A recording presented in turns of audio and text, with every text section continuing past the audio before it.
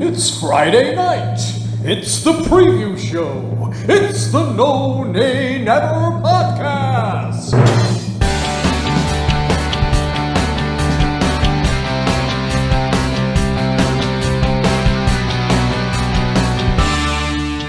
Hello, it's Friday and it's the preview show brought to you by the No Nay Never podcast. I am your host, Natalie Bromley, and joining me is the headliner, the main man himself, Dave Statman Roberts. Dave, welcome. Hi Natalie, great to be back, and I think we're all glad that the international break's over and get back to some Premier League football. Yes, please. That would be lovely. I'm not a fan of international football, especially when Ashley Barnes does not get called up, which is what we were discussing this week on the main show. This week, we are looking at Brighton and Hove Albion away from home, Saturday the 15th of September at 3 o'clock, Saturday 3 o'clock kickoff. But before we move on to looking at that game, Dave, we've got a quiz question that we need to give an answer to. Not last week, the week before, the last preview show, we asked, was that our Liverpool preview show? Yes. We asked you in February 1983, Burnley reached the semi-finals of the League Cup. After losing the first leg 3-0 at Anfield, Burnley won the second leg at Turf Moor by 1-0. But who scored the Burnley goal? Dave, what was the answer? To put everyone out of their misery, the correct answer was Derek Scott, so well done to anyone who got that one right, 'cause it was quite a few years ago now, although I remember the time I went to Anfield. I saw the defeat at Anfield, but I didn't get taken to the second leg and missed that goal. It was Derek Scott who scored the goal for Burnley, consolation goal, because we lost the semi-final 3-1 on aggregate. Yeah, well, excellent. We actually didn't get any correct answers for that this week. Listeners, up your game. We want some answers to come through social media. Definitely. Yes, we will do. So let's move on to the game and let's look at our friends Brighton, who we will be playing on Saturday. Dave, who are they? And give us some early history. Well, yeah, Brighton and Hove United Football Club was founded in June of 1901, although they did change the team name to Brighton and Hove Albion before they'd actually kicked a ball at the start of their first season. They started off playing in the Southern League, and eventually, after World War I, they were invited to join the Football League in 1920. Excellent. Any nicknames? Yeah, they're widely known as Albion, not surprisingly, and more recently as the Seagulls, or that is quite a recent one, or relatively recent. But before that, in the mid-1970s, they were known as the Dolphins, and even changed their club crest briefly to feature the picture of a dolphin. Excellent. What about the ground? Where do they play? What's their capacity? Well, they play at the Falmer Stadium now. It's currently known as the American Express Community Stadium, which is for sponsorship purposes, or the Amex for short. It's a fairly new stadium. It was opened in 2011, and it currently has a capacity of 30,750. When the tickets went on sale, Burnley's away allocation for this weekend's match was announced as 996. Excellent. What about their all-time goal scorer? Not that many, actually. Tommy Cook, going back quite a few years, is recognised as Brighton's all-time top goal scorer. He scored 123 goals in 209 appearances between 1922 and 29. He was also an accomplished cricketer. He played for Sussex and later went on to manage Albion for a season after World War II, although they did finish bottom of the league in that season. He didn't go on after that. At this point, I was going to mention Brighton's top goal scorer in matches against Burnley, but I've decided to keep that for this week's quiz question. Ooh. So we'll mention that at the end of this preview show. You little tease, you, Dave. Heaviest Burnley defeat, then? Yeah, we made the long trip to the South Coast on Boxing Day 1992, but all that distance, all the way down there, I think the fixture computer wasn't being kind to us back then. We suffered a 3-0 defeat, and it's the only time we've lost at Brighton by a 3-goal margin. What about Burnley's biggest win? Well, I'm actually we normally do 3 separate ones here. We have Burnley's biggest win, Burnley's last win, and last season's meeting, and I can cover all of those together in a single answer this week because the match back in February, we won by 3-1, covers all 3 categories. You may remember that victory came with goals, 2 goals from Chris Wood, and an Ashley Barnes scoring a rare Premier League penalty in a Saturday tea time kickoff, which was broadcast live on BT Sport. I remember it well. Okay, well, let's move on then. What about their manager? Graham Potter was announced as Brighton Hove Albion's new manager on a 4-year deal back in May. Coincidentally, on his 44th birthday, he replaced Chris Hughton, who'd been in position for 4.5 years prior to that. Despite keeping Brighton up, it was decided that they wanted a change, and Graham Potter from Swansea is the man who's come in. So it's early days for him. See how he gets on. And while we are on the subject of managers, it's worthwhile mentioning that this Saturday's match is Sean Dyche's 312th game in charge of Burnley, which is significant because it takes him to 5th equal in Burnley's all-time list, level with Stan Ternent. Oh, that's interesting. I like that. I do suspect that Dyche will just go ahead at some point. What about head-to-head stats then, Dave? Hit us up with some of those. Yeah, again, looking at away matches only, so our visits to Brighton, we've been there 16 times. We've won 4, drawn 6 and lost 6. And for top flight matches only, away from home, there's just been the 2. There's been 1 victory, which was last season, and the season before that there was a 0-0 draw, if you remember. Brighton missed a penalty, but Burnley got a point out of the game. In matches played since 2011 at Brighton's new ground at Falmer, including those 2 Premier League meetings, Burnley have won 2, drawn 2 and lost 2. As well as last season's win, Burnley's other win at the Amex was on our first visit to the ground. That was in December 2011. Ashley Barnes, interestingly, played for Brighton that day, and he was the second Albion player to be sent off as the home side reduced to 10 men after just 12 minutes been played. Burnley did win the game against 9 men. Kieran Trippier scored the only goal of the match to give Burnley a 1-0 win. And other memorable matches at Brighton, I think the most memorable one, going back a couple of seasons now, is the 2-2 draw in the 2015-16 Championship title-winning season. You may remember that one from a Michael Keane header from a corner crossing the line, but no goal being given, only for the same player to score from a corner a few minutes later. That, as the saying goes, was justice. Ah, indeed. What about players who've played for both then, Dave? Quite a few. We've mentioned already Chris Wood and Ashley Barnes played for Brighton, but in terms of other names, Ady Packham, Willie Irvine going back a few more years, Gifton Noel Williams more recently, Eric Potts, Gary Rowell, David Smith, Sam Vokes and Stephen Ward are just some of the players who've represented Albion and Burnley since the Second World War. Excellent. And then finally, who's the man in charge? We've got Michael Oliver on Saturday. He's going to be the man in the middle.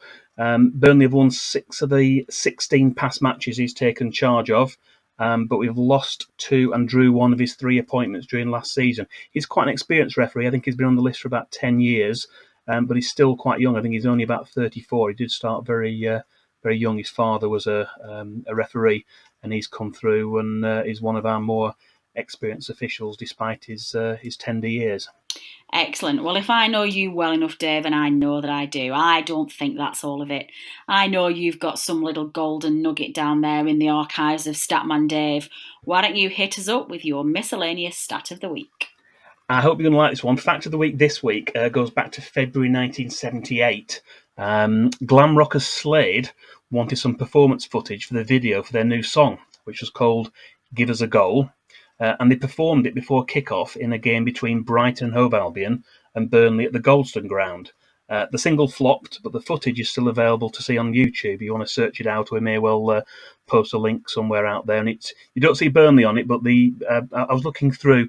I want to credit Seagull's programmes at this point, Seagull's Prog on Twitter. They've scanned hundreds of old Brighton matchday programmes to the website. I was going through there and managed to find details of this game. Going back, saying that Slade had performed ahead of the Burnley match back in February 1978. So it's an interesting one. A very famous group. I mean, we've had Chico at Burnley.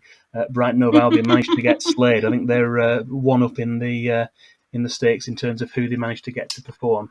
Oh, come on, Dave. You'll never, ever beat It's Burnley time, ever. I'm trying to forget it.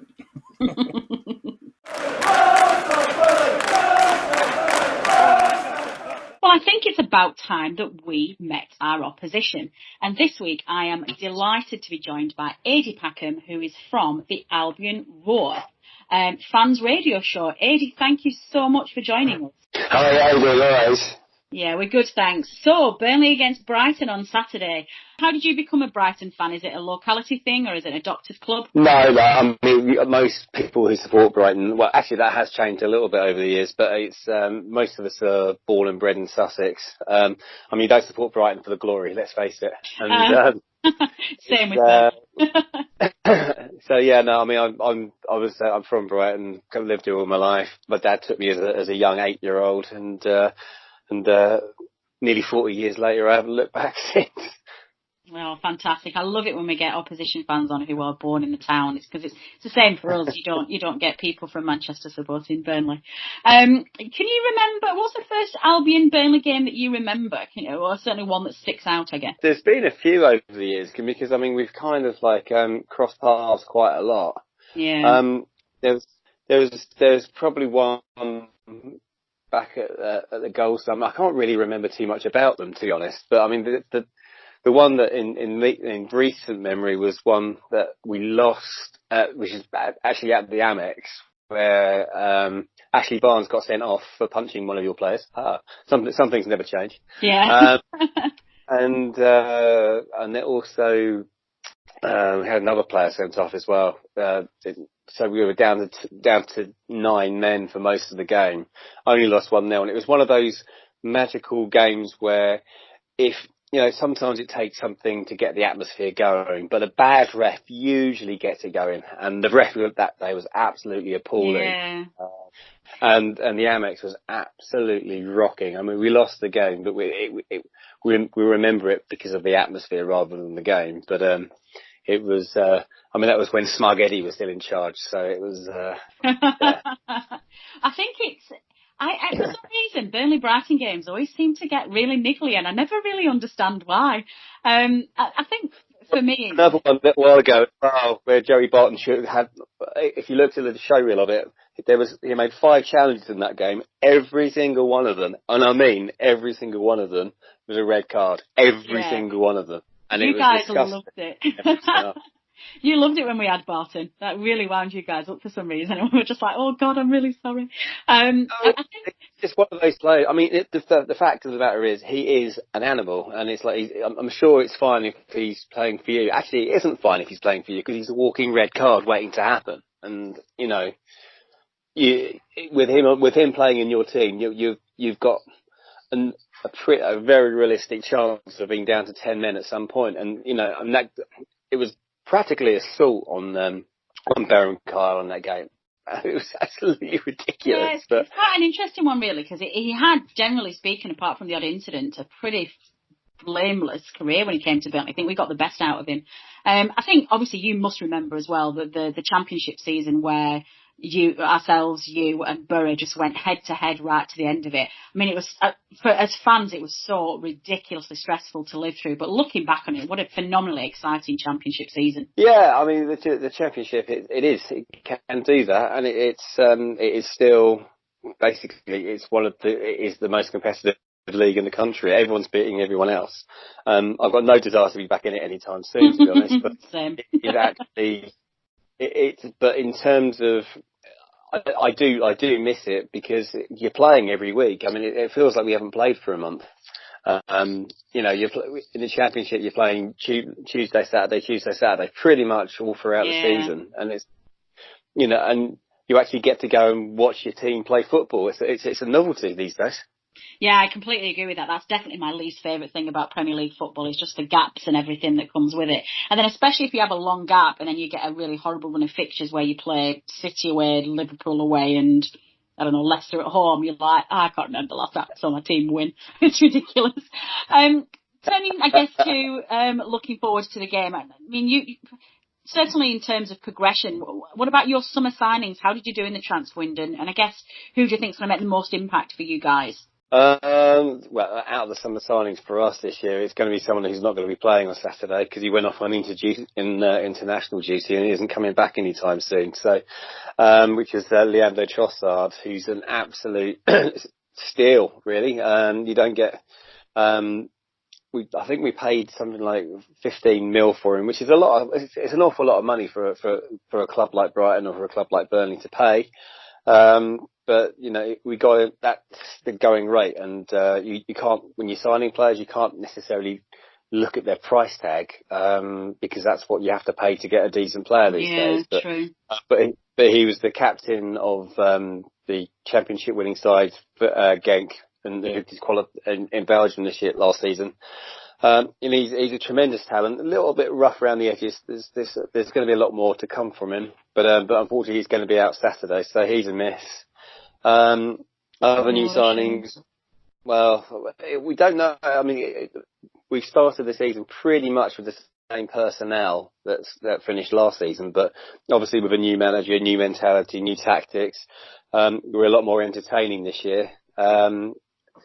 It could be one of those seasons where one week you win 5-0 and the next you lose 5-0, but it's never dull. So we're excited about Graham Potter. We're excited about his brand of football and what he's actually trying to do. Dan Burn isn't a new signing. He was here last season and he was available to Chris, but he didn't only used him in the cup games. So, but he started the season. We've been playing free at the back, and Dan Burn started. We signed Adam Webster from Bristol City as well, who for quite a lot of money, but Dan's been keeping him out of the team. And in fact, it was actually Shane Duffy that got dropped against Man City last week for Webster to come in, because Burn's been doing so well. Although we've had 2 goals disallowed for VAR this season, both of them probably because the 8-foot, when he's lying down, Dan Burn, was interfering in play somewhere. Oh God! The guy makes Peter Crouch look like one Franco Zola. He's massive. Wow. But he's got a great touch on him, and he's actually a very decent footballer. And he's certainly turned into a bit of a fan's favourite already. Excellent stuff. So I guess, obviously I was going to ask you how you are feeling under Graham Potter, but you've already answered that, and it sounds like you guys are rightly very excited about what he's going to bring. I've certainly been impressed with him the first bit of the season. But I guess, what are your hopes for the season? Where do you think you realistically can finish under him? Well, we're under no illusions that to finish 17th or higher is what you're aiming for. Ideally, higher than 13th would be the highest ever finish for us in the top division. So that's what we've got to look at realistically. But we know the league we're in. We know we're going to win some. We're going to lose some. But we just need to know. We just need to get those points on the board as soon as possible. Really. Yeah. What about us? Where do you think we'll finish? It's been an interesting start for you. Our mate Ash has been scoring again for you. I love him. He was very, very Marmite at Brighton. Personally, I absolutely loved him. And of course, you got Chris Wood as well, who's with us as well for a while. Actually, was they? Oh, I didn't know that. And yeah, we had our forward line at the time was Glenn Murray, Ashley Barnes, and Chris Wood. Oh wow. So it was, and that was when we won promotion out of League One. Ah, excellent. So yeah, those 3 have got history together. I think Glenn scored 25 that season. Ash got 20 and Wood got 18. So it was a lot. There was a lot of goals around. Yeah, definitely. Even for the championship, that's a lot. That was League One. So. Oh, was it? Ah, okay, League. But even still, it's still a lot of goals. Yeah, for sure. So yeah, we're obviously very, very we're very wary of what Ashley can do, because we know what he's capable of. And the game at the Amex last year was basically was played in 90-mile winds and practice and under 6 foot of water. So that's just like being in the sea, really. But Ash was very much involved in that, so we want to revenge that. But Burnley, you're a funny old side, really. We don't know what to expect from you. You can be absolutely stink the place out, or you can actually be okay. Nobody wants to play you, frankly. So I don't know if that's a good or a bad thing, to be honest. But there's certainly no love lost between most teams in Burnley, that's for sure. I know, and I don't really know why, because at the end of the day, we're just trying to do what everybody's doing, and that's just survive. And unless you have the money that the top 4 and top 6 sides have, it's really, really difficult, and you've just got to find a different way. And I think, we seem to have found a way that at the moment means that we can survive in this league. Whether we'll thrive in this league playing that style of football is another matter, but certainly all we've done is just try and make sure we can stay in the league, which is what everybody wants to do. For sure.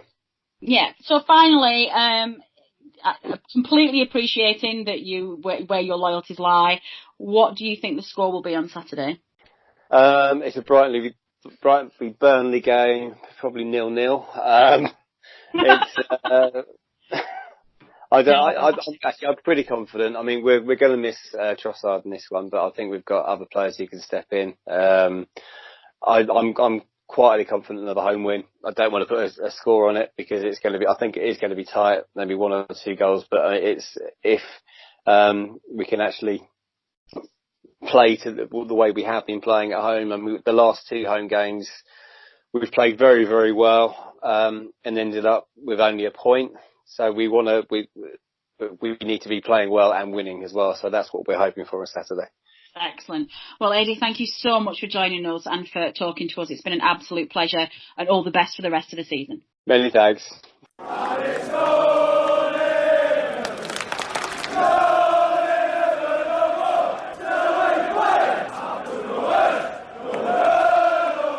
So there you go, Dave. The Brighton fan resurrecting a few niggles there. Not a fan of Joey Barton, obviously. But let's move away now from the preview and let's have a look at the second half of our show, and that is an update with our Fantasy Premier League. The listeners who are involved in our league, we are competing for the top honour of being the winner of the No Nay Never Fantasy Football League with the official Premier League goals. Games, sorry, not goals. Dave, would you want to give us some details? Who's our current top 3? Well, we've got joint first this week on 266 points after the round 4 games. We've got Paul Gibson with Ben Me over backwards, and Tom Mitchum's TT. Whoa! With I'm sorry, what? His team name is called Ben Me over backwards. We really should start censoring some of these fantasy names, I think. Carry on. And Tom Mitchum's TTRRD, which I still don't know what it stands for. He was top last time, but he's joint top. So we've got joint leaders, and just narrowly behind them in third place, we've got Matthew Dent, his Bob Lord's Butchers team, which I think was the highest scoring team in week 3. Is still doing well. They're moving up, and he's in third place on 263 points. Looking down the table, it appears that Dale Warrington's Dale's Devils were the highest scoring team for game week 4 with a very impressive 97 points. That was the highest score in our league for game week 4.